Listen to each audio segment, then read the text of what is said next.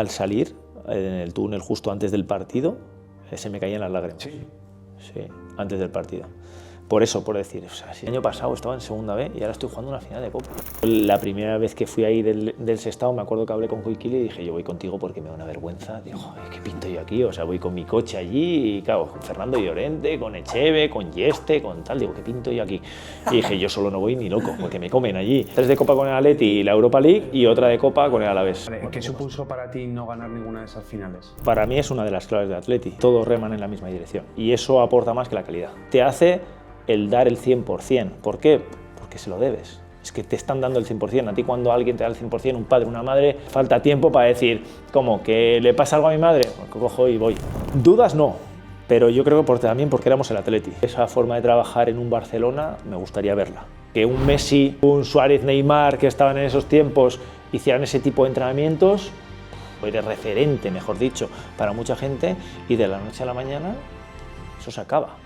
¿Y ahora qué eres? No, yo no busco la fama, pero busco sentirme útil, sentirme en el día a día, que hago cosas, que aporto, que ayudo a la gente, que ayudo a niños a cumplir su sueño. Este valiente, me gusta, tío. Bueno, al final es como te digo, las cosas hay que intentarlas. ¿Sí? Hay un personaje que a mí me chocaba muchísimo, Gaizka, que es Marcelo Bielsa. ¿Cómo eran las distancias cortas? ¿El fútbol te dejó a ti o dejaste tú al fútbol? Cuando dicen que hay futbolistas que se pegan en el barro, hoy tenemos un fulano de esos. A mí me gustaría decir que un poco antierótico. Un delantero jugando con el 2 es un poco, en cuanto a marketing, un poco feo. Pero bueno, le respetamos. Hoy tenemos aquí al gran Gaizka Toquero. Bienvenido, Gaizka, un fulano más. Muy buenas, encantado. ¿Qué tal? Todo bien, todo bien. Aquí ¿Contento? a pasar un buen rato. Ahí me alegro. Oye, lo primero de todo, gracias por venir, porque has venido desde Vitoria hasta aquí. Tengo mucha curiosidad contigo, Gaizka. ¿Cómo eras de niño? Pues muy inquieto, siempre pegaba un balón, eso me decía mi madre hasta cuando no me acordaba y la verdad que bueno, muy amigo de mis amigos, siempre estando en la calle y la verdad que bueno, yo creo que los niños de antes teníamos muchísimo más libertad, ¿no? Yo ahora tengo 2 niñas y ya dejarlas solas, tal, antes íbamos un poco, nos criábamos en la calle, ¿no? Entonces bueno, recuerdo una infancia muy bonita y la verdad que siempre he vinculado un poco al fútbol. ¿Cómo fueron tus primeros pasos, por cierto? ¿De fútbol? Pues al final yo creo que como todos nosotros, al final era salir a la calle, te juntabas con niños de más edad, de menos edad, todos los del barrio y jugábamos prácticamente todos los días y luego en la Icastola, pues al final pues en la Icastola ahora antes no había tantas opciones de deporte, multideporte, tal, al final casi todas eran fútbol, baloncesto y obviamente pues me decanté por el fútbol que era lo que me gustaba y un poco así, pues primero con los de la clase, fútbol 5, luego fútbol 11, luego ibas dando tus pasitos y luego sobre todo pues cuando tenías tiempo libre, que no había móviles, que no había casi consolas, que no había nada, pues era coger el balón, bajar a la plaza y con el que estuviera pues jugar a fútbol. ¿Ya has visto Icastola? ¿Quieres que hagamos el capítulo en euskera o no? Está mejorando mucho su euskera. Estoy con el oído, haciendo oído un poco. Ay, Eso de que lo abra un guía. Nada, se me parece muy difícil, muy difícil. Si habláis en euskera, yo de escucha solo, escucho un poco. Nos gusta mucho, Gaizka, empezar también con la familia, ¿sabes? Un poco tu entorno, tus padres, de dónde vienen, qué trabajos tenían. Bueno, pues familia humilde, normal, como cualquier, pues mis aitas siempre han sido carniceros, los dos, han tenido su propia carnicería, trabajadores, yo es lo que he vivido en casa, yo también pues de pequeño cuando se podía pues había que echar una mano en casa, se echaba, pues, de repartidor, como mucho deshuesando pollos, tampoco te creas que tampoco he aportado mucho más, pero sí, gente trabajadora, los dos en el mismo negocio y bueno, se jubilaron. Mi padre falleció con 59 años de un cáncer, pero es un poco lo que nos ha inculcado a mí y a mi hermano. Trabajar y que a la gente que trabaja, pues luego solo le esperan buenas cosas. ¿Y pasabais mucho tiempo de críos en la carnicería? Porque yo vengo de padres de hostelería y pasaba mucho tiempo en el bar. Entonces, ¿tú pasas tiempo ahí con el hermano en la carnicería? Sí, cerca sí que siempre estamos cerca, porque bueno, siempre hay un parque enfrente, la carnicería todavía sigue, justo mi ama se ha jubilado hace un año, pero sigue en funcionamiento. Y es que la pared de la carnicería era nuestra portería. Entonces, pues eso, pues al final te tiene un poco controlado. Lo bueno es que a mí nunca me han faltado bocadillos, porque siempre tenía la suerte de, hoy de qué toca, venga, hoy de chorizo, partía y tenía el bocadillo hecho. Pero sí, obviamente hemos pasado muchísimo tiempo justo alrededor de la carnicería. El cristalero también tenía trabajo siempre, ¿no? Entiendo, ¿no? Sí, sí, ha tenido trabajo. La marquita del balón en el cristal alguna vez sí que se ha quedado. Por cierto, ¿qué barrio era? Por situar un poco... Ariz Navarra, que bueno, además yo salí del Ariz Navarra, salí de ahí a la Real Sociedad. Creo que es un club que trabaja bien las cosas, es un club convenido todavía de la Real Sociedad. Y bueno, yo estuve a la vez, pero estuve a Ariz Navarra y bueno, pues al final lo que hemos dicho, ¿no? Vida de barrio, también empezando en el barrio, en la Icastola, y luego pues bueno, la suerte y el trabajo ha hecho de que haya podido ser profesional de fútbol. ¿Y tu hermano también le daba el balón? ¿No? Mi hermano ha sido un poco más baguete. Como era baguete, empezó como de portero. No se le daba mal, no se le daba mal. Luego estuvo también en fútbol sala, de portero. Estuvo incluso con la selección de Euskadi en algún torneito y tal, pero luego ya pues lo dejó antes que yo y no, pues, optó por otra cosa. Ahora ya está trabajando y la verdad que muy bien. O sea, por lo que veo, el mayor valor que te inculcaron tus aitas fue el esfuerzo, el trabajo. ¿En los estudios también aplicabas esos valores? Sí, pero era bastante malo, la verdad, en los estudios. Bastante malo porque me gustaba mucho el fútbol, era muy movido y sí que es cierto que yo he acabado todo bachillerato, tengo 2 ciclos de grado superior, o sea, bueno, al final me he formado, tengo un máster de gestión deportiva, o sea que al final lo iba sacando, pero sí que es cierto que me gustaba lo justo. Yo tenía obligación, obviamente, mis padres me han dicho de tener bachillerato, era obligatorio en mi casa, tanto yo como mi hermano lo tenemos, y luego ya pues intentar buscarte un poco la vida. A mí pues por suerte me fue muy bien lo del fútbol, y luego también pues mi hermano obviamente gracias a tener bachillerato pues tiene un gran trabajo. Entonces bueno, los estudios y el trabajo es lo que me han inculcado mis padres, mi abuelo que era ganadero y como bien sabes pues y bien demostró pues, es una familia humilde, abuelo ganadero, padres carniceros y luego pues yo futbolista. Así que... Cuentan la anécdota, y no sé si esto es verdad, que casi no te fichan por la calva, que Joaquín Caparrós te veía, hostia, este me gusta, pero yo creo que es mayor, y le preguntaron el de al lado y dijo, no, que no es tan mayor. Sí, sí. Te llevaron. Así es, sí, sí. Yo cuando estaba en el Sestao River jugamos un triangular contra Atleti Baracaldo Sestao en las Llanas, en la Sesarre, perdona, en la Sesarre fue el torneo. Y bueno, pues sí que es cierto que jugamos un partido cada uno y bueno, lo hicimos bastante bien. Y bueno, luego pues en Liga, los equipos vizcaínos ese año, todos los partidos que jugamos en San Mamés. Y pues bueno, ahí Joaquín ya en ese triangular ya me vio, luego también cuando jugamos Liga en San Mamés y todo también estaba en la grada, y dice, joder, ese chaval, qué pena que lo mayor que es, porque juega bien, tal. Y claro, luego estaba, pues había algún jugador del primer equipo del Atleti, que creo que fue Fernando Amorebieta, y le dijo, no, que ese chico ha jugado contra mí más de una vez en categorías inferiores, pues Bilbao Athletic, Alavés B o lo que sea, y dice que no sé si tendrá mi edad, un año más, pero vamos, que ha jugado contra mí en categorías inferiores. Entonces, bueno, lo miraron un poco, luego obviamente me siguieron todo el año y luego sí, el año siguiente ya acabé en el Atleti. Vale, antes de llegar en ese momento, porque claro, empiezas en el Ariz Navarra, ya desde crío empezabas a destacar. ¿Cómo fueron esos comienzos? Tampoco te creas, ¿eh? O sea, destacar, yo antes jugaba lateral derecho, cuando estaba en el Ariz Navarra y en el Alavés, y luego sí que hubo un entrenador, José Álvarez del Ariz Navarra, que había metido 9 goles de lateral derecho y dijo, no, este chico tiene que estar un poco más arriba. Si es lateral derecho y mete 9 goles y lo ponemos un poco más arriba, pues meterá alguno más. Y bueno, la verdad que ese cambio de jugar, no jugaba delantero, pero jugaba número 10, más o menos media punta, y un año metí 33 goles en el Ariz Navarra. Entonces ahí ya es cuando ya me llevaron, pues tecnifiqué con la Real, iba y venía, de vez en cuando entre semana y así. Jugué un torneo que era López Ufarte, creo que era en Semana Santa, que era como la última prueba para ver si te cogían o no. Y de esa selección un poco nos cogieron a Día de Cerio sí. Y a mí, a nosotros dos. ¿Años? 18, último año juvenil. Y jugamos División de Honor y fui a jugar a División de Honor ahí. Yo creo que además, no sé si tú estarías ahí en esos torneos, porque jugamos contra Osasuna y estaban Lázaro y sí, esa gente. 2 o 3 años más que yo, sí. Eso es, pero bueno, pues sí. Jugábamos contra los Lázaro y tal, y jugamos ese torneo y ya fui a la Real Sociedad. A la Real Sociedad. ¿Y luego estás hasta qué año en la Real? La Real un año, juvenil, porque luego ya tenía opción de volver al Alavés, que otra vez tenía opción de volver al Alavés a tercera. O luego crearon allí como un nuevo equipo UPV que se llamaba en la Real, que era como un convenido.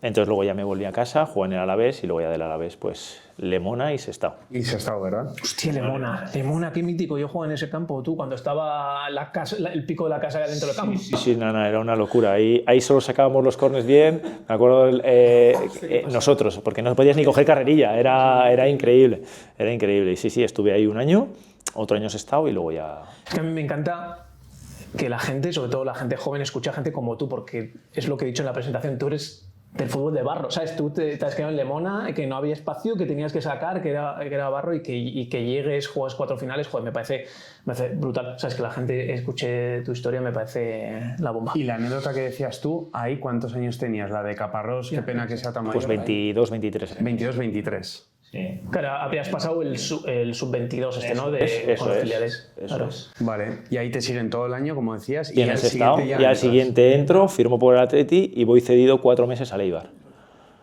Y luego ya, que eso también es una buena anécdota, estaba Pouso, porque fue mi entrenador en el Sestao River, y luego le firmó el Eibar en segunda división. Entonces me dijo Caparrós pues bueno, que el salto era muy grande, obviamente, de segunda B, la antigua segunda B a primera división, y que creía que me venía bien, hice la pretemporada con el Atleti, y que me venía bien pues ir a un segunda, y que teníamos varias opciones y que uno era el Eibar. Digo, joder, yo me voy a ir al Eibar, porque encima había empezado casi la liga, yo creo que fui el 15 de agosto allí. Y me dice, este entrenador me conoce, sabe lo que puedo hacer, creo que me va a adaptar muchísimo mejor estando en Vitoria a un Eibar que a un Hércules de Alicante, que también estaba, ¿no? Entonces, bueno, me fui al Eibar y la verdad que esos 4 meses, no fueron ni 4 meses, porque llegué el 15 de agosto más o menos, y el 3 de enero estaba debutando con el Atleti.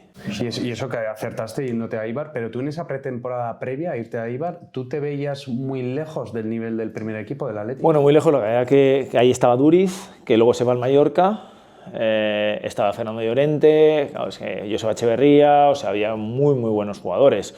Lejos o no, pues no sé si me veía lejos, pero sí que es cierto que es un cambio muy grande. Y a mí los 4 meses de Eibar me vinieron súper bien. Yo por eso también quiero hacer ver a los chavales, sobre todo, que hay veces que dar un paso atrás es un paso adelante. O sea, que la carrera de un futbolista no es siempre ascendente, o sea, que tiene altos y bajos y hay que adaptarse, y viene muy bien. Pues eso, yo al final he ido a Liz Navarra, a la Real, luego al Alavés, luego a Lemona, o sea, al final, y es aprender, porque cada fútbol es diferente, o sea, el fútbol de segunda y de primera es totalmente diferente, y aprendes igual cosas nuevas en segunda que te valen luego para primera división. Entonces, bueno, luego también hay gente que va a Lamine Yamal disparado y ya está, y eso, pero que hay diferentes formas de llegar al fútbol profesional y que todas son válidas al final. Yo sobre todo por lo que te admiro de cuando te veía jugar a fútbol es que a nivel de mentalidad, o sea, tú dabas el 120% siempre. Yo creo que esto, algún chaval que nos pueda ver, quiero que le quede como muy claro que es que lo es todo, la mentalidad, y sobre todo es que eras todo esfuerzo y todo trabajo, y no todo el mundo lo tiene y eres ejemplo, vaya. Sí, pero eso vale, o sea, yo creo que no solo el fútbol para mí a nivel ya profesional es una profesión, somos unos privilegiados de poder vivir una profesión como futbolista, pero que luego te vale para la vida, o sea, que si no trabajas y bajas los brazos en la primera que te dan un revés, que no sirve, que aquí en el fútbol también hay gente que se lesiona un cruzado y otra vez vuelves abajo, tenías un puesto ganado, acabas contrato, y toda esa presión hay que gestionarla y no hay que bajar los brazos. Y bueno, al final yo creo que eso es una de las claves, ¿no? El no bajar nunca los brazos, pero no solo en el fútbol, en los estudios, si suspendes ya se acaba el mundo. Le dijo a mi hija, que si suspendes pues no pasa nada, pues ya probarás, sabes que tienes que trabajar un poquito más de lo que estás haciendo, como en la gimnasia, como en todo. Entonces yo creo que vamos, para mí eso es lo que me han enseñado, ¿no? Al final que hay que trabajar y que el trabajo al final tiene sus frutos.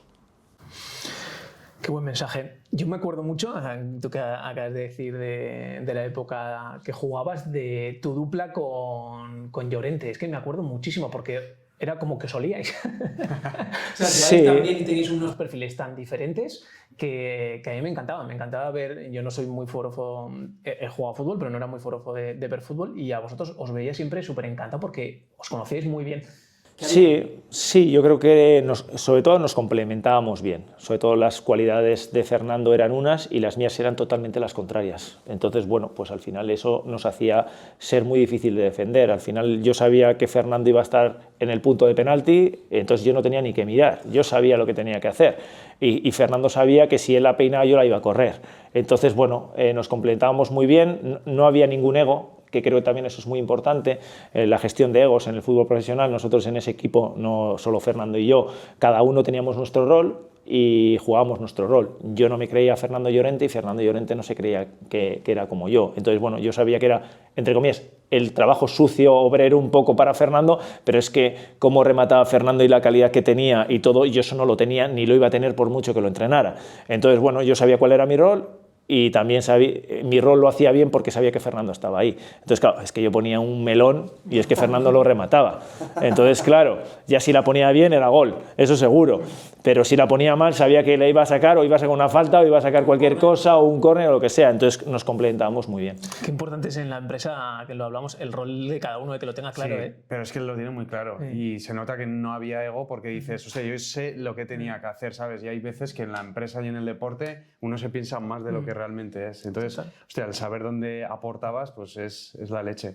Has tocado muchos melones, he hablado de gestión del ego también, pero bueno, sí que, a ver, nosotros obviamente somos de Osasuna, pero sí que veíamos que erais un equipo muy sano ahí. Entonces entiendo que a nivel de gestión de egos, entiendo que era algo que no había. Para mí es una de las claves del Atleti y del éxito del Atleti, que todos reman en la misma dirección. Y eso aporta más que la calidad. Cuando la calidad no trabaja, el trabajo lo pasa por encima. Y yo creo que tú ves un partido del Atleti a día de hoy, te guste o no te guste, y es que te tiene que gustar el partido. Porque es que todos pelean, el suplente sale, no pone mala cara, hay un titular que lo sientan en el banquillo, no pasa nada. A un titular lo pones 2 minutos, cualquiera te manda a tomar por saco. Aquí, oye, si tengo que sacar 2 minutos para perder tiempo, voy y lo pierdo porque el rol de hoy mío es perder 2 minutos. Obviamente a todos nos gusta jugar 90 minutos, meter gol, ser titulares, pero desde los que juegan hasta la gente del club, porque eso es muy importante, es lo que te enseñan. Desde el que te sirve la comida, el delegado, es que todos están mimándote a ti. Entonces, claro, cuando tú sales luego ahí, es que si no haces lo que el Atleti creo que te demanda, al final te sientes como injusto contigo mismo. Es decir, o sea, es que tú fíjate toda la gente que está al lado mío para que no me falte ni una media, ni un calcetín, nada en la comida, un fisio, la ropa, todo, cualquier cosa. Le pasa algo a tu mujer, están pendientes de lo que le pasa a tu mujer. Le pasa algo a tu hijo, oye, tráelo al médico que le llevo, que tal. O sea, cualquier cosa están pendientes. Entonces, claro, te hace el dar el 100%. ¿Por qué? Porque se lo debes. Es que te están dando el 100%. A ti cuando alguien te da el 100%, un padre, una madre, te falta tiempo para decir, ¿cómo? ¿Que le pasa algo a mi madre? Pues cojo y voy. Pues eso es un poco lo que se vive en el Atleti desde que tienes... Yo no he tenido la suerte de poder estar con 10 años en Atleti, pero vamos, en el primer equipo es lo que te demandan y entonces, claro, pues tú intentas corresponder. Qué importante es eso. Yo que he vivido etapas un poco todo lo contrario y una de ellas, me va a mojar, fue en el Hércules, es verdad. Yo jugué en el Hércules el año que bajamos a segunda B, o sea, segunda, jugué en segunda y bajamos a segunda B. Y Osasuna también bajó. Eso es. Doble descenso. Bajaste a 2 equipos, tío. Esa temporada fue una locura con Javier Gracia. Jugué la primera parte en Osasuna, bueno, no jugué ni un minuto, pero estuve... Bajan y en diciembre estaban para UEFA y ese año bajan y yo me voy al Hércules y bajo y desciendo a segunda vez, o sea, fue una locura. Pues ese año en el Hércules era todo lo contrario a lo que acabas de explicar. Era, oye, te tocaba jugar a uno, no, que ya he firmado en otro equipo. Oye, te tocaba jugar. Hostia. No, sí, así todos, ¿eh? No, yo no voy a jugar porque no sé qué. No, yo decía. Eso no me habías contado, Sí, ¿eh? sí, O sea, fue una que era locura. casa puta, Buah, una locura. Y yo dije, bueno, también aprendes, ¿eh? Pero dices, hostias, qué falta de todos, tío. Es algo... Y eso en el campo, claro, ¿no? O sea, hombre, claro, es que eso luego se refleja, ¿sabes? Sin duda. Lo que hizo es que luego eso se ve, se palpa con tu compañero, con la afición, es que con todo. Y Ya es tenemos brutal. un capítulo de Hércules.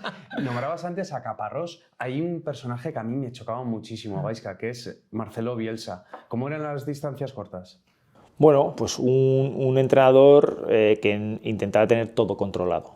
todo. Él vive 24 horas por el fútbol, la verdad, y por eso es tan bueno también, porque al final analiza todo lo que se pueda analizar, desde quiere hacer una ciudad deportiva, analiza 40 ciudades deportivas, los entrenamientos al dedillo, o sea, todo, para cuando sales, todos los conos puestos, todo hecho, el análisis que tiene del rival, o sea, es salir y todo lo que él decía pasaba. O sea, desde la alineación, no fallaba una, hasta cómo va a jugar, hasta por dónde tenemos que entrar. Entonces, claro, sí que es cierto, a nosotros creo que Marcelo Bielsa nos dio el cambio de chip de no sentirte menos que el rival, entiéndeme. O sea, que un atleti te sientas de tú a tú contra un Atlético de Madrid en ese momento, o contra un Barcelona, contra un Real Madrid, porque te lo explicaba tan bien y lo trabajabas tan bien durante la semana, y dices, pues es que parece hasta fácil, o sea, vamos a ir al Bernabéu y les vamos a ganar, o sea, tenemos que hacer esto, esto, esto, y vamos a tener opciones de ganarles. Entonces yo creo que ese fue un poco el cambio de mentalidad, que te lo daba todo tan estudiado, que decir, pues es que ya sabemos lo que tenemos que hacer. Pues hacemos esto e intentamos ganar, no sé si ganaremos, empataremos, tal, y yo creo que ese es un poco el cambio que dio Marcelo, que yo creo que vino muy bien a la filosofía de Atleti. Él también se adaptó bastante, que es un hombre que no es de adaptarse, se adaptó bastante aquí porque veía, y siempre lo ha dicho, que el Atleti no es un club más. Para lo bueno y para lo malo. También tienes la presión de que nunca has estado en segunda división. Imagínate pues, que tú seas el primero que lleves el equipo a la segunda división, ¿no? Pero se adaptó bien también a lo que era el Atleti y a lo que el Atleti exigía. ¿Y a nivel humano? ¿Cómo era con el contacto con el jugador? ¿Era cercano? ¿Era más bien...? Bueno, sí que le gustaba dialogar. Le gustaba dialogar porque al final, como las personas que quieren tener todo controlado, tienen que tener un diálogo, porque al final si no es imposible que controle las cosas, es verdad, o sea, eso es así. Entonces, pues hablaba con el jardinero de cómo tenía que hacer, hablaba contigo, oye, mira, pues esto es lo que tienes que hacer, te enfrentas a ten cuidado, te ponía un vídeo de tu rival, si yo jugaba extremo derecho, a mí me hacía un vídeo de lateral izquierdo y veía el vídeo y hablábamos sobre, mira, pues si es que siempre va para adentro, siempre va para afuera, ten cuidado, tal. Entonces, claro, eso es lo que te decía, que al final yo iba a jugar contra un lateral izquierdo que sabía el 80% de las cosas que va a hacer. Hostias. Entonces creo que es uno de los entrenadores que te saca el 100% de cada uno de los jugadores. Se aclimató ya desde el primer año, además, ¿no, Marcelo? Nos costó un poquito al principio porque era un modelo de juego totalmente diferente. Al final le jugamos 1 contra 1 a todo el campo, teníamos que seguir a todos, o sea, era una locura. Los entrenamientos totalmente diferentes, eran entrenamientos muchísimo más analíticos, que yo a día de hoy, que tengo una academia internacional, me ha servido mucho lo que he aprendido con Marcelo de entrenamientos, de mejora. Nosotros los extremos, o sea, nosotros con Marcelo usábamos 3 campos para entrenar. Los defensas hacían unos trabajos, los mediocampistas otros, y los extremos y los delanteros otros. Luego había, obviamente, tareas conjuntas, pero había muchas tareas que eran específicas de cada una de las posiciones. Y claro, yo me di cuenta, que eso también lo hacía con Caparrós cuando llegué, que hacíamos trabajo específico a las tardes, por ejemplo, pero Marcelo lo hacía en la sesión. Entonces, claro, pues igual tenía a los extremos poniendo pues, 100 centros. A los centrales haciendo cambios de orientación y despejes, mientras nosotros los extremos estamos haciendo los centros, con los delanteros finalizaciones, y los mediocampistas pues haciendo diferentes ruedas de pases o ejercicios de pase. Entonces, claro, cuando tú por ejemplo, en el primer año, yo que sé, en el fútbol profesional o en el Sestao, llegaba el fin de semana y había puesto 10 centros, y con Marcelo Bielsa a la semana ponía 200, pues la mejora está ahí. O sea, no hay más que intentar hacer, no hay más misterio que el poner 200 centros en vez de tal, como pasa con Stephen Curry, que lo ha dicho 1000 veces, con los tiradores de la NBA.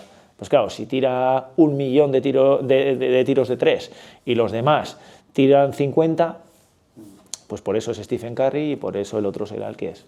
Hablas de un sistema de trabajo muy diferente al inicio, cuando dices, hostia, menudo berenjenal hay aquí. Llegó a haber dudas de decir, no sé si esto va a cuajar o no. Dudas no, pero yo creo que también porque éramos el Atleti.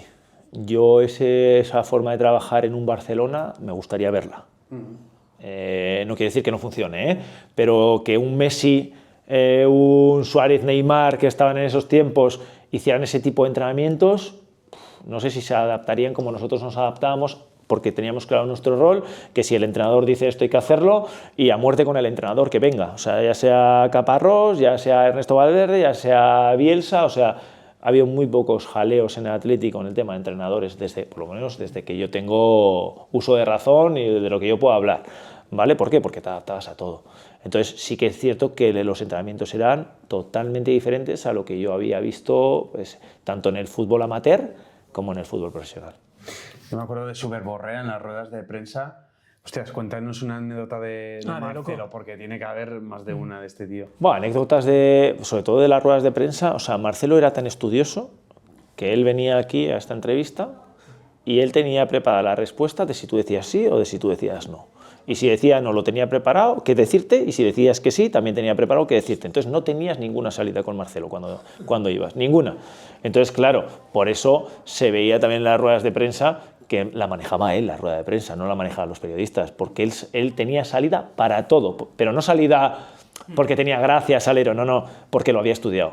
Porque había estudiado qué le iban a preguntar, si le preguntaban esto, qué decir, y si le preguntaban lo otro, qué decir. Entonces, bueno, anécdotas muchísimas. Al final, luego tenía miedo a los aviones, lo pasaba fatal con los aviones, los viajes los llevaba fatal.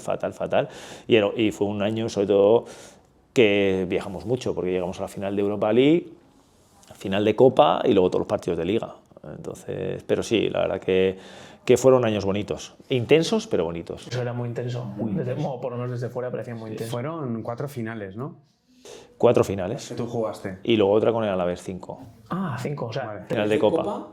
4 de Copa, o sea, 3 de Copa con el Atleti y la Europa League, y otra de Copa con el Alavés. Vale, ¿qué supuso para ti no ganar ninguna de esas finales? Pues en el momento un chasco sobre todo no por mí, sino por la afición. Por la afición, por la familia, por los amigos, porque al final tú ves cómo se moviliza la afición, la ilusión que generas en la gente, en los niños, en los colegios y tal, y lo ves como una decepción. Luego ya, cuando pasan los años y lo ves todo desde fuera, lo ves diferente, pero cuando estás ahí lo ves como una decepción, y eso que era enfrentarse al mejor Barça de todos los tiempos, al del sextete, a tal, que dices, joder, bastante hemos hecho, ¿no? O sea, ahora viéndolo desde aquí dices, joder, es que íbamos a competir con los mejores de la historia prácticamente, ¿no? Y querer ganarles, pues obviamente íbamos a todas las finales queriendo ganar, pero era muy complicado. Pero para nosotros sí que era una auténtica decepción, porque es que la movilización de la gente, la ilusión que generabas en la ciudad, no solo en la ciudad, en todo Vizcaya o Euskal Herria, que también hay gente del Atleti fuera de Vizcaya, también hay, bueno, vas a Sevilla y hay gente del Atleti, hay en todos los lados hay gente del Atleti. Entonces, pues parecía como que fallabas a muchísima gente, pero bueno, luego creo que como hacíamos todo lo que podíamos, la gente no lo veía así, aunque sí que es cierto pues que en el momento se pasa fatal. Me recuerdo una final que le metes gol al Barcelona, si no recuerdo mal. Esa yo recuerdo estar en Pamplona y vi cuando mete gol. ¿Te acuerdas, Sí, me acuerdo perfectamente. Estaba en una sociedad y digo, se van a llevar la final, tío. Y al final os dio la vuelta. Si no... Sí, nos metieron 4-1. Sí, nos pusimos por delante con un gol mío en un córner que sacó Fran Yeste. Yo metí el segundo palo, pero es que eran mucho mejores que nosotros. Sí que es cierto que para mí la clave fue ese gol de Yaya Touré antes del descanso, que no habían tenido ni una ocasión, pero ni una, y tiró de fuera al área, igual 5 metros fuera al área o 6 metros, un tiro raso, que justo fue a la cepa del palo y no pudo pararlo Gorka, me acuerdo, y para mí esa fue una de las claves, el no irnos al descanso ganando 1-0. Porque bueno, luego 45 minutos colgados del larguero, que iba lo que nos iba a tocar, o sea, sí vamos 1-0, pero ya te cambia eso, ¿no? Con el 1-1 ya no te puedes colgar del larguero, entonces bueno, porque yo creo que ahí si hubiésemos quedado 1-0 en el descanso y defendiendo bien porque éramos generosos en el esfuerzo, creo que probablemente hubiésemos perdido también, pero hubiese sido diferente, pero bueno, eran mucho mejores que nosotros y yo creo que al final mucho más acostumbrados a jugar finales que nosotros. De nuestro equipo no sé quién había jugado una final en esa primera final del 2009, yo creo que no sé si 1 o 2 o igual te digo eso y es mentira, y en el Barça pues fíjate quiénes estaban, ya habían jugado finales allí, pues todo pichichi, entonces eso también, esa gestión de las emociones, de todo una final es importante. En ese momento, Gaizka, ¿te daba tiempo para mirar hacia atrás y decir, hostia, desde el Aritz-Navarra que salí hasta ahora, fíjate lo que he recorrido, o estabas en esa vorágine y no eras ni consciente? Sí, era, yo por ejemplo me acuerdo que en el túnel al salir, en el túnel justo antes del partido, se me caían las lágrimas. Sí. Sí, antes del partido. Por eso, por decir, o sea, si es que hace nada estaba yo No, o sea, en segunda B, el año pasado estaba en segunda B y ahora estoy jugando una final de Copa. O sea, digo, pero ¿qué pinto yo aquí? Y titular, una final de Copa allí, digo, ¿qué pinto yo aquí? Miraba a la derecha y pues eso, Messi y tal, digo, madre mía, claro, luego sales. Y bueno, es que en esa primera final, que claro, el Atleti lleva, creo que eran 24 años sin haber estado en una final, desde el 84, la siguiente final fue la nuestra, esa, que metí el gol, es que sales al campo ahí en Mestalla y 3/4 partes del campo era del Atleti, es que jugamos en casa y era espectacular, o sea, el ruido que había allí es que no se oía nada, fue increíble. Qué locura. Partiendo también de la base, o sea, quitándonos un poco del fútbol, me da mucha gracia la anécdota o quiero saber el 2, ¿por qué un delantero lleva el 2? Bueno, pues le crea curiosidad. Sí, era fácil, porque yo cuando llego el 3 de enero, que me llamaron, que fue una anécdota también. ¿Del Eibar? Que me llamaron por teléfono, oye, que queremos que vuelvas ahora en enero. Y yo pensaba, estando en Sevilla concentrado, digo, nada, me están pegando una vacilada mis compañeros. 28 de diciembre, ¿no? Sí, era el día, pues no sé, jugábamos contra el Sevilla Atlético, me acuerdo, que estaba Perotti ahí en ese Sevilla Atlético y tal, y estábamos en el hotel y me llaman, oye, que vas a volver a Atleti. Me están pegando una vacilada desde la habitación de al lado, porque tal, digo, y no le hice ningún caso. Y luego me viene Pouso, oye, que quiero hablar contigo, que nos han llamado del Atleti y que vas a volver. Entonces tienes dos opciones, o jugar el partido de hoy, o no jugarlo, no sé que te lesiones o lo que sea. No, yo voy a jugar. Jugué mi último partido con el Eibar contra el Sevilla Atlético, que empatamos, me acuerdo. Y luego, claro, cuando llegué el día 3, no había otro dorsal libre. O sea, solo había el 2, porque luego sí que se quedaron libres porque durante el mes de enero, que era todo el mercado, pues se fue yendo gente y tal. Pero claro, yo llegué, o sea, a mí me dijeron, yo qué sé, el 20 de diciembre y yo el 3 estaba debutando y es que no quedaba más. Luego sí que creo que se fue, no sé si, ¿quiénes se fueron? John creo que se fue, cedido. Y no sé si Zubiaurre también se fue cedido, pero claro, igual se fue en el 20. Entonces dije, va, pues el 2, el que sea. Y entonces me tocó el 2. Y como luego ese medio año, pues la verdad que me dio suerte, porque metí gol en la semifinal de Copa, metí gol en la final, tal, dije, pues yo ahora para qué voy a cambiar el número, digo, yo tiro con este número, por lo menos mientras esté en el Atleti voy a tirar con este número. Y luego sí que es cierto que cuando fui al Alavés ya tenía el 18, cuando fui al Zaragoza tenía el 23, entonces bueno, la anécdota es esa, porque no me quedaba otra. Luego sí que lo pude cambiar al acabar la temporada, pero bueno, pues como me había ido bien, pues dije, pues lo que va bien no hay que tocarlo. ¿Cómo fue ese recibimiento de un jugador que viene de años anteriores, Lemona, tal, y Eibar, ahora en la plantilla del Atleti? ¿Cómo hace esa acogida el club? Pues la verdad que espectacular. Es que de todas las partes, tanto a nivel de compañeros como a nivel de afición, yo es que nunca puedo tener ninguna queja en cuanto al Atleti, ninguna, porque es como una familia. Yo me acuerdo la primera vez que fui ahí del Sestao, me acuerdo que hablé con Koikili y dije, yo voy contigo porque me da una vergüenza. Digo, ¿qué pinto yo aquí? O sea, voy con mi coche allí y claro, con Fernando Llorente, con Echeve, con Yeste, con tal. Digo, ¿qué pinto yo aquí? Y dije, yo solo no voy ni loco, porque me comen allí. Buah, llegas allí, con Gurpe, con Pablo Orbaiz, con los veteranos, o sea, una maravilla, pues como casi más normal que un equipo de tercera división. Entonces, claro, eso te ayuda a integrarte en 2 días, pero en 2 días, porque ves que todo el mundo te ayuda, cualquier cosa que necesitas, la gente encima tuyo, y luego también San Mamés, pues oye, cuando viene alguien de la casa, pues te cuidan. De la casa, te quiero decir, de abajo, viniendo de abajo y tal, pues ayudan muchísimo y la verdad que te quitan muchísima presión de encima. ¿Quién eran capitanes ahí? Orbaiz y Gurpegui. Pues Orbaiz, Gurpe, Echeve, yo creo que eran esos. Luego estaba Aitor Ocio, pero creo que eran esos. No me acordaba ya. Van pasando los años, Zaragoza es el último equipo, ¿no? Si no recuerdo mal. ¿El fútbol te dejó a ti o dejaste tú al fútbol? Yo, bueno, tuve una lesión de rodilla y lo tuve que dejar. La verdad que ese año de Zaragoza, el final de temporada lo pasé fatal de la rodilla, unos dolores que no me podía ni bajar del autobús. Y bueno, pensaba que era el menisco, que iba a estar porque tenía el menisco roto, en la ecografía salía que tenía el menisco externo roto. Y bueno, cuando fui a operarme, pues, tenía una avería en la rodilla, en los cartílagos, tenía necrosis en el cartílago, tenía úlceras de grado 4, en el fémur, en la tibia, en todos los lados. También porque estaba roto ese menisco de hacía mucho tiempo y cuando intenté luego volver era imposible. imposible porque me pegaban los cartílagos y el dolor era insufrible. Entonces, bueno, una pena porque yo físicamente me encontraba muy bien, muy bien. Pero al final, bueno, pues también hacer las burradas que se hacen a nivel profesional, no en el fútbol, ¿eh? Hablo de, bueno, hay que ver a Rafa Nadal, ¿no? Cómo está, o a gente que lleva el cuerpo al límite. En cualquiera de los deportes, pues luego pues a algunos, pues que ya conozco unos cuantos, pues a Duriz con la cadera, Aitor Ocio, yo con la rodilla, conozco a mucha gente pues que al final llevar esa exigencia máxima pues te hace pues esas cosas. Y en ese momento, Gaizka, además de la lesión, claro, te acojonas porque dices, este es el fin de mi carrera y ¿ahora qué hago? No porque siempre he tenido claro que el fútbol iba a ser una etapa en mi vida. O sea, a mí me lo han regalado, entre comillas, o sea, la vida me ha regalado poder vivir esas cosas y me había formado para hacer cosas. Entonces, a mí luego yo tenía muy claro que quería seguir vinculado al mundo del fútbol. Entonces empecé como agente, ahora tengo una consultoría, ahora pues tengo una academia internacional de futbolistas, trabajo en DAZN de comentarista.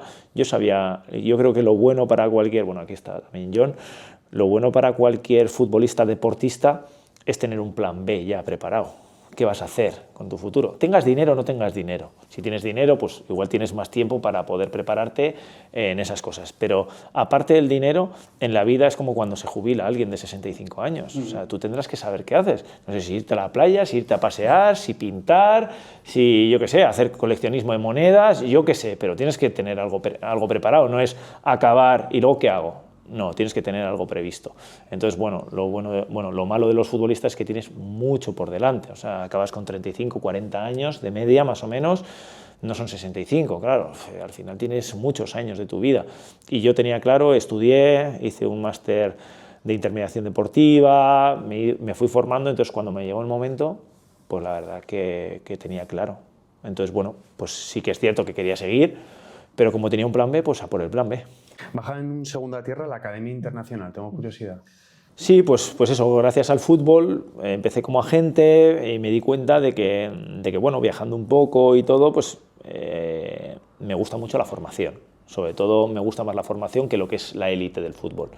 Entonces, como agente tienes que ir un poco a la élite del fútbol, porque si no, obviamente económicamente no da, representando a niños, niñas de juveniles o de cadetes, tienes que ir al fútbol profesional. Y en cambio me di cuenta, pues por amigos que tenía, por relaciones, que todo el mundo quiere venir a España porque somos potencia mundial a nivel fútbol, creo que eso es obvio, tanto femenino como masculino, y que todo el mundo quiere venir aquí, a España, a formarse, pues como la gente que se quiere formar en baloncesto se quiere ir a Estados Unidos o en golf o lo que sea. ¿Por qué? Porque son potencia mundial en eso. Entonces, a mí que me gusta el fútbol y me gusta la formación, pues dije, pues ¿por qué no crear una academia internacional de experiencias, de que pueda venir la gente a formarse y de darle esa oportunidad a la gente? Y bueno, pues empecé hace unos cuantos años, después de la pandemia, a traer grupos de la India, ahora de Miami, de México, de diferentes sitios, y ahora ya por fin, desde el año pasado, pues tengo una academia internacional de chicos que están aquí todo el año estudiando, jugando a fútbol, formándose también a nivel fútbol, porque claro, no es lo mismo ser o estudiar dirección deportiva en la India que dirección deportiva en España, por los contactos que haces, la formación que te la da, todo, ¿no? Al final pues estás aprendiendo de los mejores. Entonces, bueno, eso es un poco lo que hago y lo que a día de hoy más me llena. Y aquí, cuando los traes aquí, ¿dónde los llevas dentro de España? Los llevo a Valencia, los tengo en Valencia, porque bueno, yo tengo una segunda vivienda en Valencia, porque me gusta mucho la verdad la ciudad y sobre todo por el clima. El clima creo que también no deja de ser formarte, pero también que tengan una buena experiencia los chicos. Entonces, claro, pues el clima en Valencia, luego también para tema de estudios tienes de todo, pues como pueda ser Madrid y Barcelona, pues que al final si quieres estudiar cualquier carrera en habla inglesa o cualquier cosa, pues tienes la oportunidad, cosa que en Vitoria, pues por ejemplo, el tema de la formación era un hándicap, porque ahí no hay colegio inglés, carreras en inglés tampoco hay muchas. Entonces, bueno, sí que es cierto que si quieres dar un servicio integral, pues te tienes que ir por ahora, yo creo, a sitios donde haya, pues tengas un poco todo cubierto. Y a nivel de modelo de negocio, Gaizka, entiendo que es un precio cerrado para todo el año escolar. ¿Funciona así? Sí, eso es. Tienes un precio cerrado para todo el año escolar, más luego dependiendo de los estudios, porque obviamente pues el coste de, yo qué sé, pues un curso de idiomas a hacer ADE en una universidad privada, pues no tiene nada que ver. ¿no? Pues como pasa aquí, una universidad pública, una privada no tiene nada que ver el precio. Entonces, bueno, eso va aparte. Y luego también hacemos experiencias, pues, de que puedan venir 15 días, de montarles un pequeño stage o una pretemporada a clubes incluso. Bueno, abiertos un poco a todo, no solo a lo de todo el año, sino también, oye, pues equipos extranjeros hay muchísimos que vienen a hacer la pretemporada a España. Pues intentar darles esas experiencias y que prueben o que puedan jugar algún amistoso. La gente siempre quiere compararse con los mejores. Oye, pues si tú eres mexicano, tienes un equipo y quieres tener 2 amistosos y 15 días en Valencia o en Alicante o en Marbella, pues se les monta y así pues pueden tener esa experiencia también, entre comillas, de vacacional o también para ver el nivel que tienen. A nivel de equipo, ¿cuántos sois? Pues tenemos un encargado de logística, un entrenador, un director deportivo, luego de administración y yo. Y tú estás en la periferia, entiendo, Eso ¿no? es, Un poco eso es, el que coordina todo. ¿Y como socio solo tú? ¿O Sí, tienes- sí, yo solo, sí. Toquero Sport Academy, sí. O sea, fuiste valiente, me gusta, tío. Bueno, al final es como te digo, las cosas hay que intentarlas, hay que tirar para adelante y ya está. Al final luego hay cosas que salen bien, también hay cosas que salen mal, como inversiones, como todo. O sea, no conozco a ningún empresario y a ninguna persona que todo le haya ido fenomenal. O sea, hay algunos que solo te cuentan las que ganan, pero también hay algunas que se pierden, algunas guerras que se pierden. Entonces, bueno, pues, pero para mí es parte del proceso. A nivel de inversión y emprendimiento, porque estás en ambas, ¿qué es lo que más te ha costado?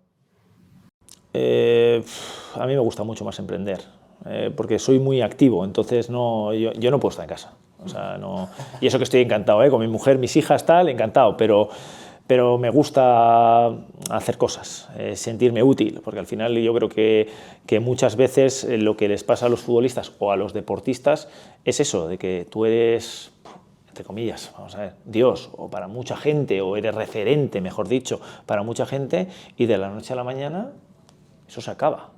¿Y ahora qué eres? ¿Qué eres? O sea, en ti mismo, ¿qué eres?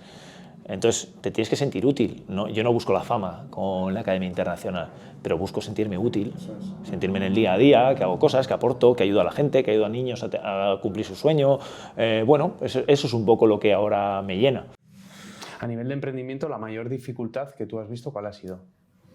Para mí, siempre en cualquier emprendimiento, la mayor dificultad es la gente que te acompaña en el camino. Tienes que tener un buen equipo. Es como en el fútbol. Al final, si no tienes un buen equipo y cada uno va a lo suyo y solo mira por lo suyo, no va a funcionar. Entonces, para mí es en elegir esos compañeros de viaje, porque uno solo no puede emprender. Entonces, para mí es la clave del éxito. Gente trabajadora y gente de confianza. Confianza y que piensen un poquito como piensas tú. Gestión de personas, ¿eh? Wow, No qué es importante fácil, es, qué importante es. Cuéntanos esa incursión un poco en AFE. ¿Cómo fue esa idea, que te vino a la cabeza? Sí, bueno, pues al final fue porque vinieron a buscarme. Al final me dijeron que había posibilidad de intentar hacer mejor las cosas, me explicaron cómo se podía hacer. Entonces, bueno, hablé con varios clubes que estaban dispuestos y dijeron pues, que creía que podía ser bueno pues, un cambio, presentarme y todo. Me comentaron un poco la idea, vi que podía ser y que se podía aportar algo diferente y por eso es pues, que intenté pues, ir a unas elecciones e intentar pues, ser presidente de AFE. Luego, pues obviamente ganaron los que ya estaban, Aganzo y la mesa de Aganzo, y poco más. Fue, pues eso es lo que te digo, pues una opción más de todo lo que intentas, que hay veces que sale, otras veces que no, hay veces que depende de ti, otras veces que no depende de ti, y tampoco fue una catástrofe para mí, pues porque como bien te digo, tenía mis otras opciones, era una opción más, y poco más, y se aprende de todo, pues como eso, como empezar a ser agente y luego vi que no me encontraba cómodo siendo agente y también pues lo dejé entre comillas a un lado y ahora ya pues que he encontrado esto, lo de DAZN y lo de la Academia Internacional, que me llena muchísimo más. ¿Y en la AFE qué pasó? ¿Tenían ellos mucha fuerza ya o...? Sí, claro, al final el que está siempre tiene más fuerza que el que viene nuevo, pero no en todo. Entonces, bueno, sí que es cierto que ellos tenían muchísima fuerza, tenían buenos apoyos.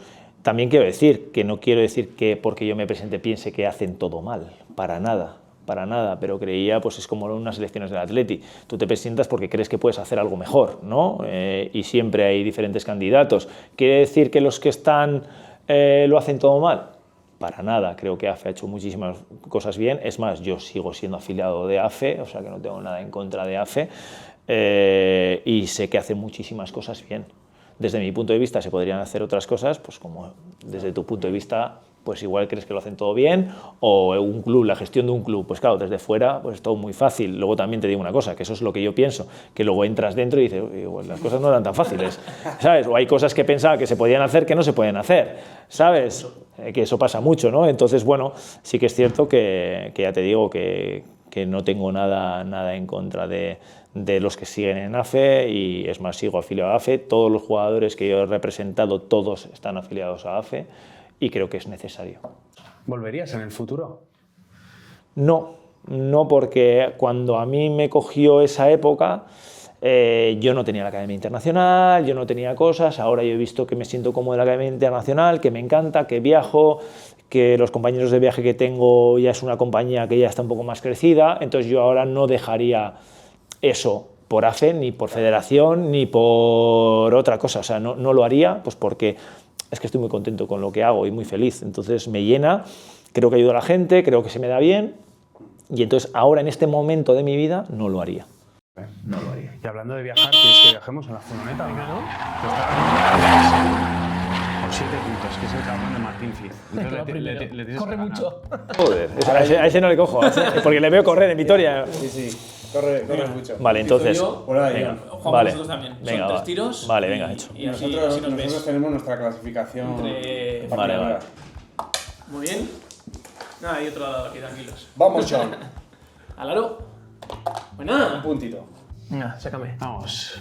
Yo me lo juego con Joseba, a ver quién va primero. Bueno. Creo que voy yo por ahora, ¿eh? Letra Encima de la grabadora. Muy bien. Hace unos días fue el Día de la Mujer, John. Y la igualdad de género, hombres y mujeres iguales. Pues me voy a mojar, porque no somos iguales. Entonces, para mí buscar la igualdad cuando no somos iguales no me vale. Sí que a nivel de trabajo, si tú llegas pues, a nivel directivo al mismo puesto, ¿deberían cobrar lo mismo? Sí. O sea, yo eso nunca voy a decir lo contrario. Pero a nivel de de que somos iguales, no lo creo. Porque somos diferentes en cuanto a fuerza, en cuanto a ellas tendrán sus virtudes, entonces no me gusta siempre el buscar como lo mismo, ser iguales. Muy Venga. bien, pues un puntito. Y ya me queda un Y tiro. el ¿no? último, sí, 0-1. Vamos, cucharón. Cámpora. Oh, 2. 2 puntos, ¿eh? Qué cochino, tío. The last one, a ver. Quiero tu opinión sobre la gente que dirige AFE. Claro, iba para él. Pues habla de Aganzo. Rafa de Aganzo. No, yo he sido todos los años también, toda la vida de AFE. Pues soy muy de la opinión de, lo ha dicho Gaiska, cuando estás fuera crees que hay muchas cosas que se pueden hacer mejor, o por lo menos algunas, y yo era de ese pensamiento, pero también al emprender con Joseba, tenemos un centro de pádel, tenemos este proyecto, ves que desde dentro hay cosas muy difíciles, que intentas cambiarlas y que igual no se puede. Entonces me quedo un poco como en la superficie de decir, hay muchas cosas que pueden mejorar y yo creo que hay bastantes, pero también les respeto y creo que han hecho su buen trabajo, entonces no me voy a mejorar mucho. Te dejamos a ti por final, que eres el mejor. Mira, le voy a dar ventaja a Gaiska. A Jun, porque voy a echar con la zurda y yo con la zurda. Bueno, soy bueno, como... ¡Oh! Ha tocado aro, ¿eh? Fua. 0 points. Venga, va, Joseba. Eso tendría que restar, ¿eh? Y la última. 2 puntios. No quiere contestar preguntas, yo creo. Las tira fuera, ¿eh? Las tira fuera, ¿eh? Eso, mira, tenemos que poner una norma de esa, porque es verdad. Habrá gente que no quiera. Además, quiera Sandra así. Sankarate, no sé si la conoces, la de karate, decía, pues tiro todas fuera y así. Claro, y una pregunta, claro, claro. Este también iba dirigida a él. ¿Alguna vez has tirado de escudo en discotecas para que te dejen entrar? ¿De escudo? Sí. Sí, los futbolistas, algunos pues tiran de escudo. Tú no has sido futbolista, pero has tirado de... Sí, ¿De qué? de atleta, ¿no? Me toca, ¿no? Ya me contesta. Es un pelado, yo nada. ¿Se puede tirar así o tiene que ser así? Quieras, lo que no puedes sobrepasar aquí. O sea, cucharón o a matar. Vale, vale. Bueno, Bueno. Cuidadito. cuidadito, que el número 2 Ojo, Fif, Ojo, Fif. Estaría bien que no te entiendas la letra. No, esta me acuerdo la que he puesto. ¿Qué piensas de lo que le pasó, y si no lo sabes te lo cuento, a Andoni Goicoechea en los campos del Zaragoza? ¿Sabes lo que le ha pasado? Sí, que no le dejan Eso entrar. es. ¿Qué piensas sobre eso? No, eso no le dejan entrar y le echaron. Cuando estaba allí le expulsaron. Sí. A ver, sí que es cierto que yo he estado en el Zaragoza, ¿vale? Y la verdad que la cantera del Zaragoza es increíble cómo trabajan. Bueno, ahora han llegado otra vez a la final de juveniles. Creo que debería haber una normativa, o sea, no me parece bien que te echen de ningún lado, eso lo primero, pero creo que debería haber una normativa para proteger un poquito a canteras, a jugadores menores de edad, porque estamos hablando de que esto no son tijeras ni tornillos, o sea, estamos hablando de niños y de niñas que luego también se les pone la cabeza como se les pone, como los agentes. Yo he sido agente y hay niños y niñas con 12, 13 años con agente. No necesitas un agente con 12, 13 años, a no ser de que seas igual a Lamine Yamal o Messi, pero solo hay uno. Entonces, yo creo que habría que tener una normativa específica para eso. Muy bien explicado. Pues te quedan 2 tiritos más, Aisca. 6 puntazos. Hostia, qué puto crack, tío. Además la has buscado, ¿eh? Sí, voy a ganar. Va a hacer daño. Puto crack, tío. Joder, cómo está dejando aquí el listón. Yo hago la de tirar fuera. Es portero. Es más de parar, claro, tío. Después de las palabras, que tampoco sé si las has escuchado, pero bueno, de CR autoproclamándose él como el mejor de la historia de todos los tiempos, ¿qué piensas tú de eso? Youtuber, ¿no? Ahora es youtuber. Para mí el mejor de toda la historia es Messi. Eso para mí clarísimo, pero me parece un grandísimo jugador que también se ha hecho a sí mismo. Y también de rematador creo que igual ha sido de los que yo vea mejor de la historia. Rematador, pero jugador para mí es Messi. Muy bien. Último tiro. Lleva 6 puntazos. Como hagas 9. ¡Ay! Al palo. Al palo. Sí. Sí. Martín, cago en sos, ¿eh? Bueno, se lo ha puesto ahí, ¿no? Un Chapel puntito. todavía. Un Sí, segundo. no, muy bien, muy bien. Sí.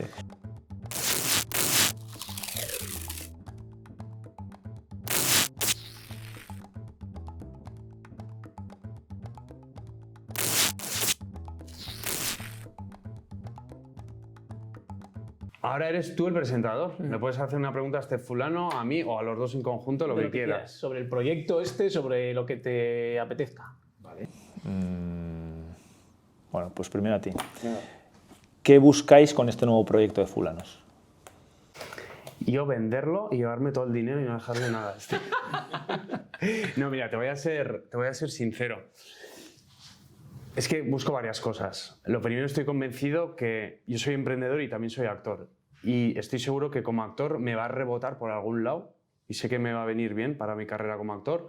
2, está súper alineado con lo que yo he venido aquí en esta vida, así como tú decías de ayudar a personas a través de la academia, yo vengo a comunicar y a vender a este mundo. Y sé que esto está alineado con ello. Y lo tercero y último, hostias, pues para mí ponerme hoy delante tuya, cuando yo en la tele te veía y decía, hostias, te ocurre la del fútbol, tío, qué puto crack, tío. Pues el estar cerca vuestra, pues también me aporta muchísimo. Pero sobre todo es también el poner historias de deportistas cuando han terminado su carrera, que esa sería la cuarta razón, ponerlas en la cámara y decir, bueno, pues que ahí hay un gap que hay que salvar y que, por cierto, hay una oportunidad de negocio, ¿no? Porque hay mucha gente, me acuerdo ahora de Sara Hurtado, patinadora olímpica, termina con 30 años, no tiene un clavo y dice, ¿y ahora qué hago con mi vida? Porque son deportes pues, que no te da para pagar las facturas. Entonces, te he dado 4 razones y yo creo que me dejo alguna, pero bueno. Y a John, para ti, ¿qué es lo mejor de ser futbolista y lo peor de ser futbolista? Vale. Lo mejor, experiencias para mí. Experiencias en diferentes equipos que he estado, de conocer a gente diferente, el entorno que te da, esas amistades y el dinero, está claro, la pasta, eso es lo mejor. Y lo peor, que es un poco por lo que va muy alineado con lo que he contado Joseba, y por eso montamos esto, es que muchas veces para mí el fútbol o el entorno del fútbol es solo muy fútbol. Yo me gustaría que hubiesen más cosas, ¿sabes? Que te llenasen de más cosas, habilidades sociales, comunicación, venta, juntarte con la gente, o sea, que ese entorno del fútbol te ayudase más como persona, ¿sabes? Como crecimiento personal un poco. O sea, he hecho en falta, o también alineo un poco con los psicólogos, he hecho en falta que el fútbol se llene un poco de eso, que no solo sea competir y fútbol y resultadista, ¿no? Que haya otra pata. Y nosotros esto lo creamos, de hecho se llama, que lo puso Álvaro el editor, la cara B del deportista. ¿Sabes? El deportista, aparte de meter goles, tiene otra vida, que la gente no sé si lo sabe, pero hay otra vida. Entonces queremos que Gaizka cuente su academia, su tal. Entonces un poco lo que buscamos, o lo que busco yo en este caso es eso. Además yo me suelo mofar mucho de Ion porque miras en YouTube Ion Echaide y sale dando ruedas de prensa que te descojonas todos porque hablas, no dices nada. Digo, sí, bueno, él también lo habrá hecho, solo nos ha faltado un gol, hemos sido tal, pues lo mítico, ¿sabes? Entonces está guay pues ver la historia del Hércules que ha contado, que yo, siendo su amigo, la desconocía, ¿eh? Y hoy la ha contado delante de cámaras, se ha abierto, y yo creo que eso es bonito, humanizar al futbolista, porque, hostia, sois personas. Sí, claro.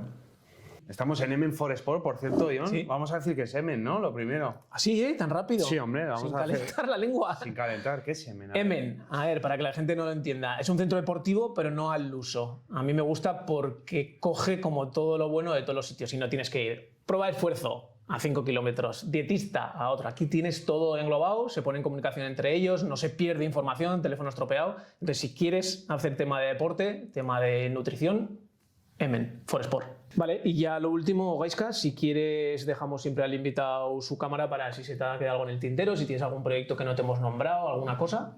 No, la verdad que me ha encantado, he estado muy a gusto, ya también me habéis conocido un poco fuera del fútbol y en lo que estoy ahora, y nada, un placer, ojalá pues tengáis éxito en esto como en todos los proyectos que tengáis, y nada, aquí para lo que necesitéis. Muchas gracias, Gaizka. ¿Mejor o peor que Upsider?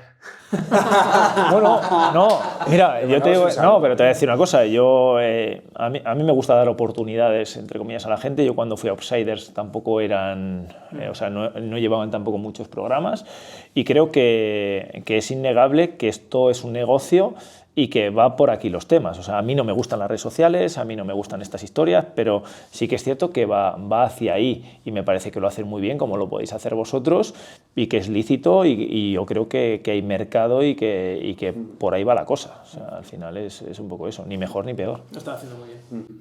Tío, te doy la enhorabuena porque me has sorprendido en distancias cortas que eres más llano que mi pueblo.